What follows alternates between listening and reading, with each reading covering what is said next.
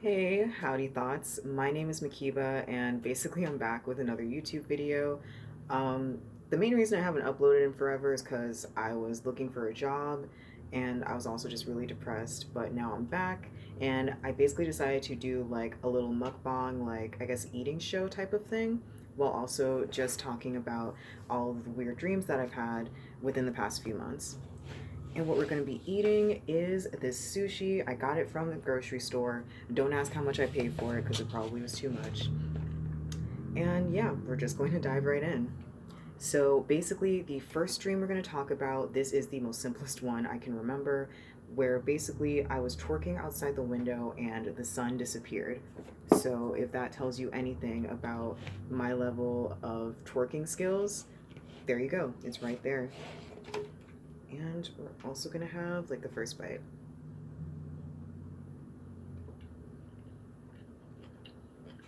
Nice.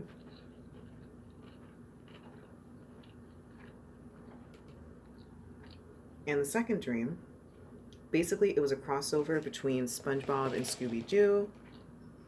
I don't know what the fuck I was on when I dreamt this up, but basically, Sandy was selling this coffee alternative to Mr. Krabs, but he already had some way of making the coffee that was like worse for the environment. I don't know if coffee is environmentally friendly. I have no idea. So basically, Sandy and SpongeBob were like, we gotta stop Mr. Krabs. He's gonna fucking ruin the environment. And who comes in to help them but Scooby fucking Doo? Legends helping legends only. Also, for some reason, the Scooby Doo gang had like cat powers. Like, I can't. Literally, that's all I remember. I can't remember exactly what cat powers means. I'm just going to assume it means that, like, the entire Scooby Doo gang, including Scooby, were cat girls. That's the only way I can think of this. It's the only way. And also, basically, when they got their powers, they were testing them on these Christmas tree ornaments. I don't know how the fuck that went down. I had this dream so long ago. It really is kind of a miracle that I can remember it. But some super wildness happens, and I do remember that they do defeat Mr. Krabs, and they get to work on selling a better coffee alternative. So you know what? Good job for them. And honestly, like, it makes sense that SpongeBob would care about the environment since like Nickelodeon does that whole like day of play thing. Although I wonder if they ever knew that like everybody in the day of play, like whenever you switched over to Nickelodeon when that was happening, like let's be honest, you would switch back to Cartoon Network or like Disney Channel because who the fuck's going outside? Like, bitch, we can't go outside now. No, we cannot go outside now.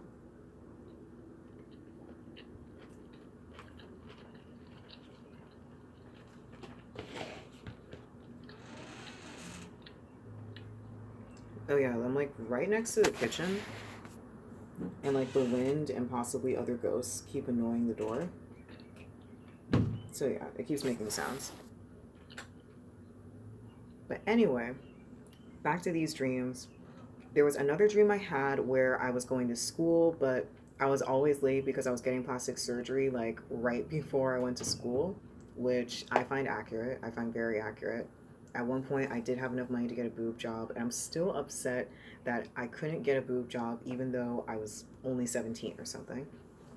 But anyway, after a ton of plastic surgery, I eventually do make it to school, and there's this monster that like he looks like he came out of like Rise of the Teenage Mutant Ninja Turtles basically, and that was attacking the school. So I had to fight it using grease.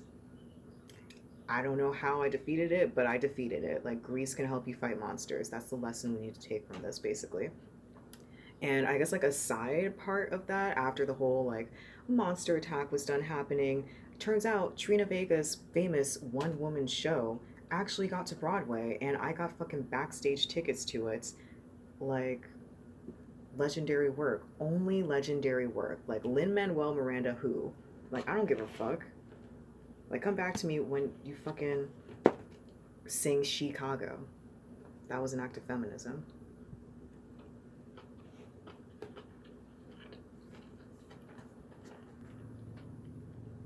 And all I can say is that it was truly a legendary dream. That's all I can say.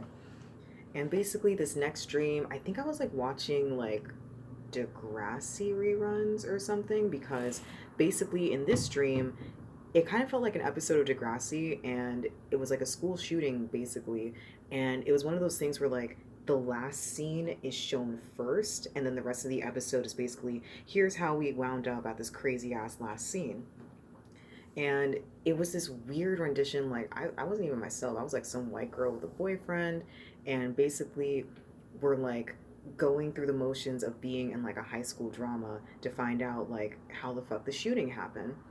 And I think it was like some kid that was getting bullied. I think it was whatever that long haired dude was that shot Drake in that one episode. Y'all remember, like the true stands remember. And along these investigations, we're trying to figure out, I think just as the shooting's like just about to happen, I basically found like a book. And then I realized while reading that book, like, oh, this book is based on our school. And it was kind of like this weird moment of lucidity where I'm like, oh, none of this is real. Like, none of this is real. Like, this is like everything that's happening right now is based on a book. And then, like, there's like this glittery magical effect as everything is like swooshed, like back to normal, basically. And like, our school wasn't even an actual school, it was like a Taco Bell. I'm so hungry. I don't even know how the fuck I came to that conclusion. But either way, like, basically, we narrowly avoided a school shooting, and the school magically returned back to normal. So that's all that matters.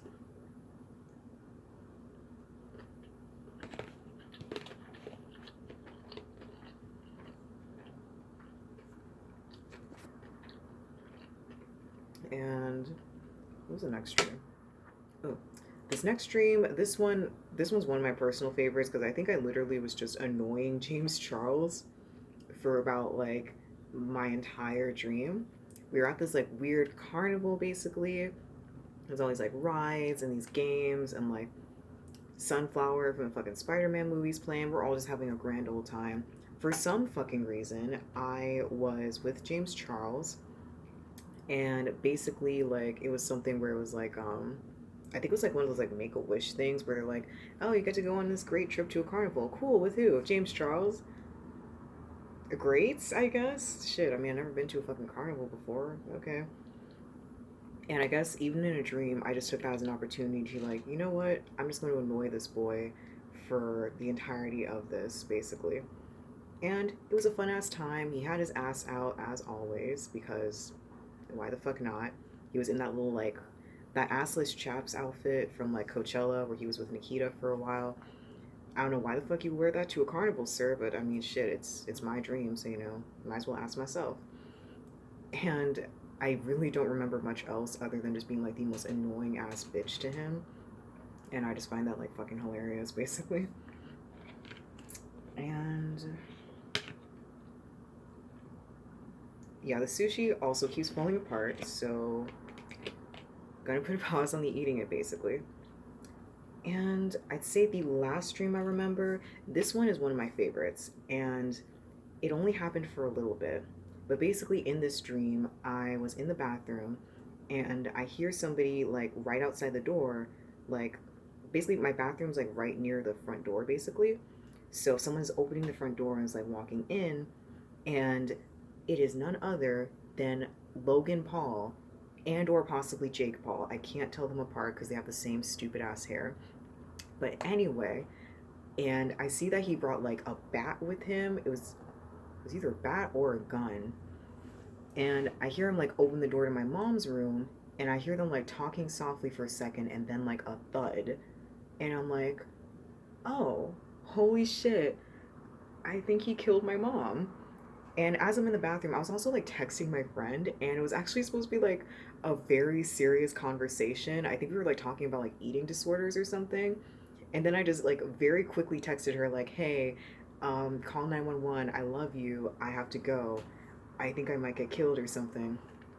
And I hear like him like just pounding on the fucking door, and I can see like the fucking silhouette of his stupid ass hair through the goddamn door. And like the last thing I notice before the shock of it all just like forces me awake is, oh, he has the same,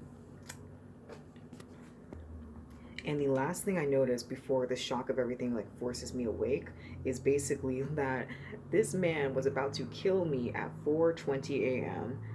And then I woke up and I was fine. My mom was fine.